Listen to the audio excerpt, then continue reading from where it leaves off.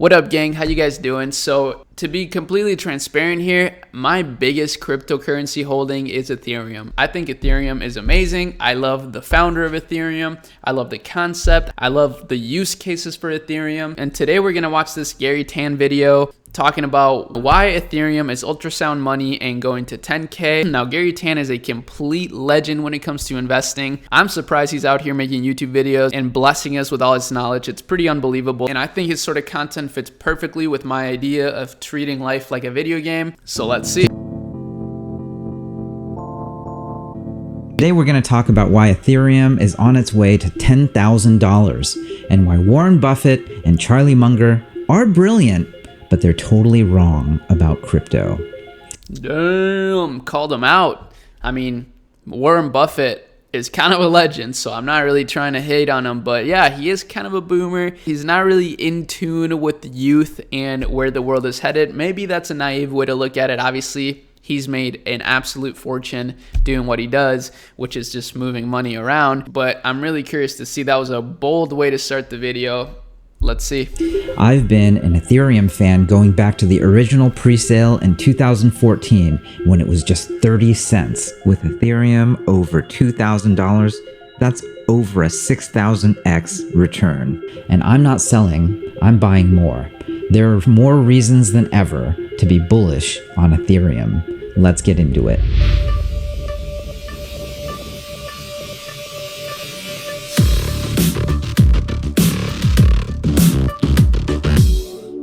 A couple of weeks ago, Warren Buffett and Charlie Munger, two of the most legendary investors of all time from Berkshire Hathaway, had some harsh words for Bitcoin.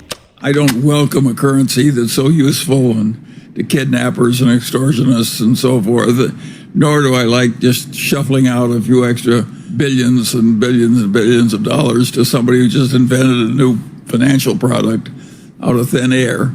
So I think I should say modestly that I think the whole damn development is disgusting and contrary to the interests of civilization.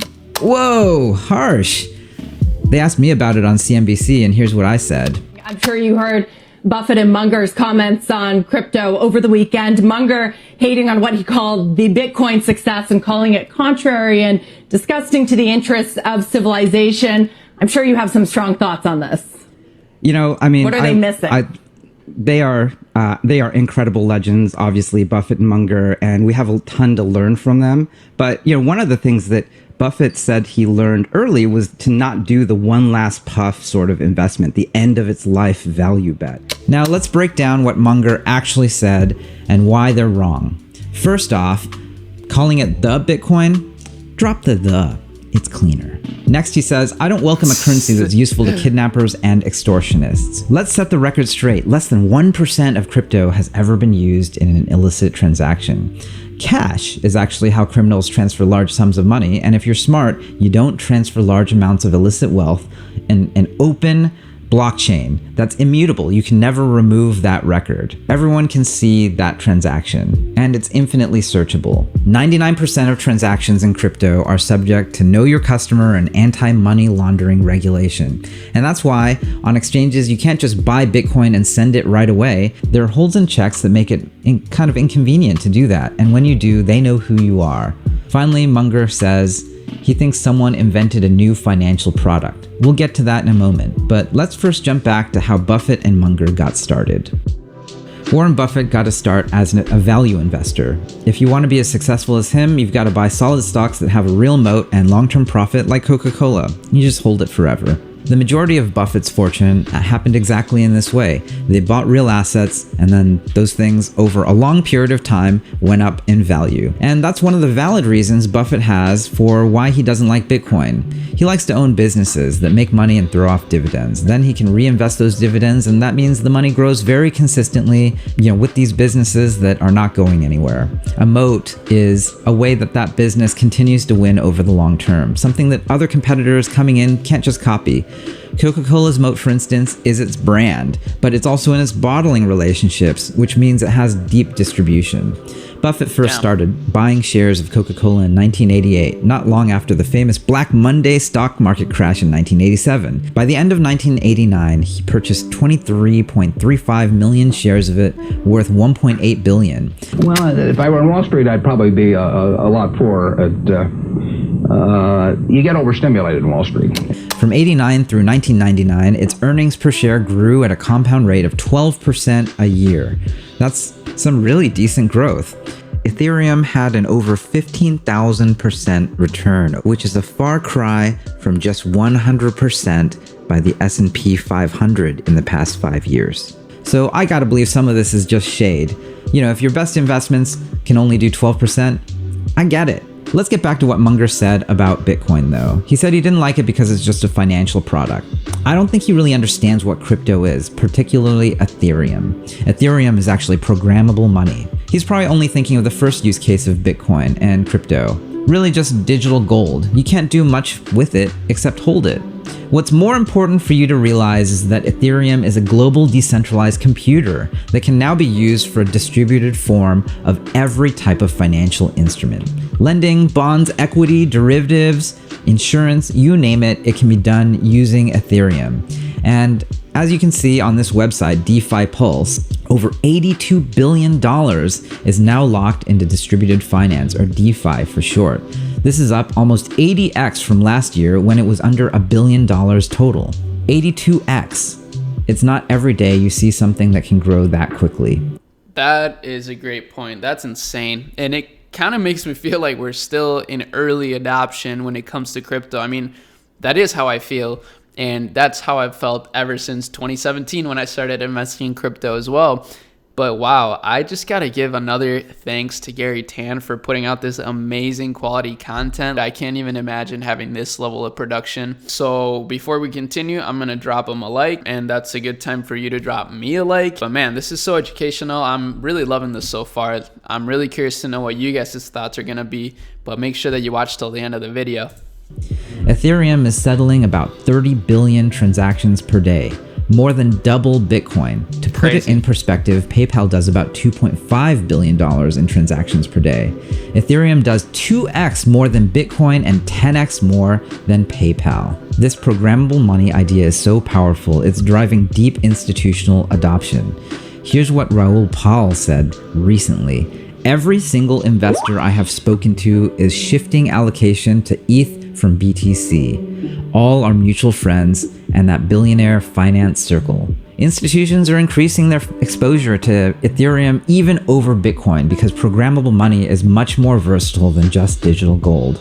Coinbase's institutional balance went from 40 billion at the end of the last year to over 144 billion.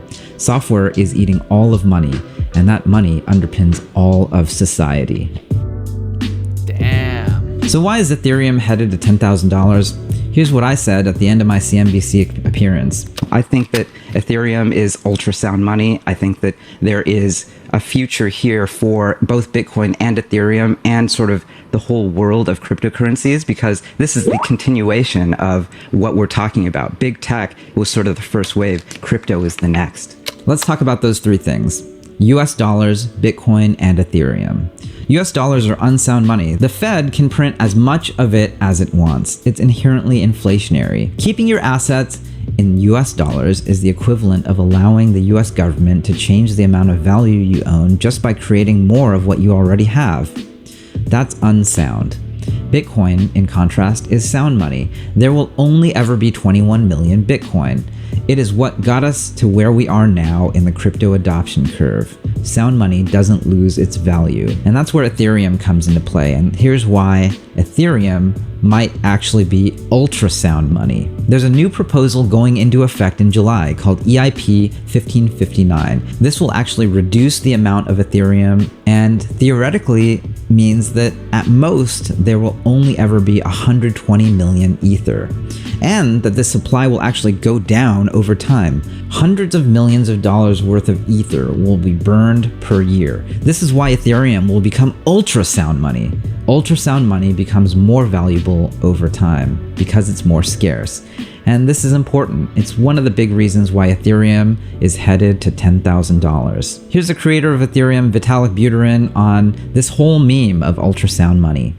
An asset having a community that wants it to be an ultrasound money is a good property for an ultrasound money to have, right? Like an asset is more effective as an ultrasound money if it has a big portion of its community talking about how that asset is ultrasound money, because that community talking about the ultrasound money meme itself basically makes it be part of the social contract and makes it more likely that things that are supportive of that asset becoming ultrasound money will be implemented, and things that are opposed to that asset being ultrasound money will not be implemented.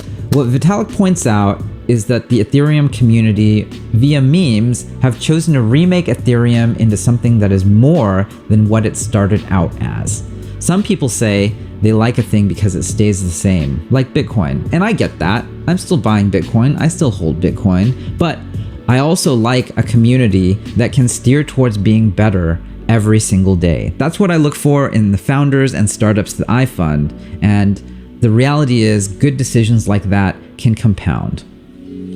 But what about the environment? Elon Musk posted this tweet, and it's been making waves ever since. What about the crazy energy usage that it takes to keep Bitcoin running? He says Tesla has suspended vehicle purchases using Bitcoin because of fossil fuel use. You know what? This is not unfounded. Cryptocurrencies account for about 0.59% of all energy usage in the world, and Bitcoin alone took over 128 terawatt hours per year to secure using proof of work. To put that in perspective, all of Australia only consumed 192 terawatt hours in 2019. At the end of Elon's tweet, he does mention he's looking at new, more sustainable cryptocurrencies. That's good news for Ethereum. Ethereum is switching over to proof of stake with Ethereum 2.0, which is coming sometime in the next 18 months. When that happens, the IEEE expects energy consumption by Ethereum to be reduced by 99%. That's a lot. It's going to make Ethereum far more green. So in summary, Ethereum is programmable money that is ultrasound, and not only that, it's gonna be very green. Elon, if you're watching, forget Dogecoin, it's a scam. Bitcoin, I still like you, but I don't think I'm gonna buy that much more of you.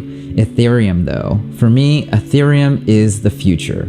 Warren Buffett talks about the things he owns in this way. We expect to hold these securities for a long time. In fact, when we own portions of outstanding businesses with outstanding management, our favorite holding period is forever. Thanks, Warren. That's how I feel about Ethereum today. So, hell yeah. Hold forever. Most brain dead strategy possible, but actually not most brain dead strategy possible. Most high IQ, big brain strategy possible. It's both at the same time. And that's why it makes it the best investing strategy of all time, in my opinion. Most of the things that I buy, I just try to hold forever. I mean, obviously forever is a long time, but at the very least, a very, very long time. I think a lot of people get into investing and trading to try to make a quick buck. And again, that's not the best way to do it when it comes to any sort of investing or any sort of business venture. If you're getting into it with that sort of mindset, chances are you should probably just get a job because that's the only way you're going to be able to make money, like guaranteed and quickly. But let's finish this video quick. Well, that's it. Hold on to your hats, everyone. It's not really going to be that smooth a ride to $10,000. And if you're thinking of buying, it's those dips that will be the best time for you to get in. As always, don't buy more than you can afford to lose. Practice some good computer hygiene and stay safe out there. At worst, think about dollar cost averaging. Thanks for watching all the way to the end. If you like this video, please click like, subscribe, and what's particularly important for me is if you click that bell icon. That way you'll always see my new posts when I post them. I'll see you next week. Oh, wow, this man is goated. I can't get enough of his videos, and hopefully y'all feel the same. Let me know in the comments how you feel about this. I think what he mentioned here is very reasonable. I think $10,000 is going to be a beautiful sight to see for everybody that's holding Ethereum, including myself. And again, yeah, like you said, this is not financial advice. Never invest what you're not willing to lose. Obviously, your bills, your family, your business, that stuff should always come first.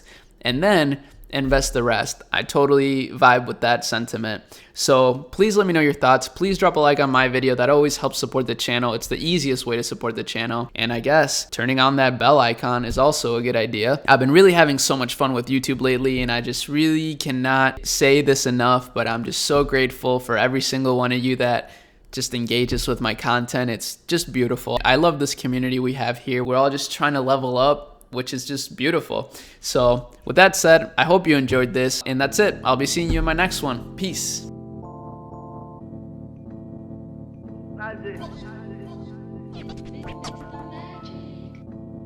Nike's on my feet, keep my cipher complete. Nike's on my feet, keep my cipher complete.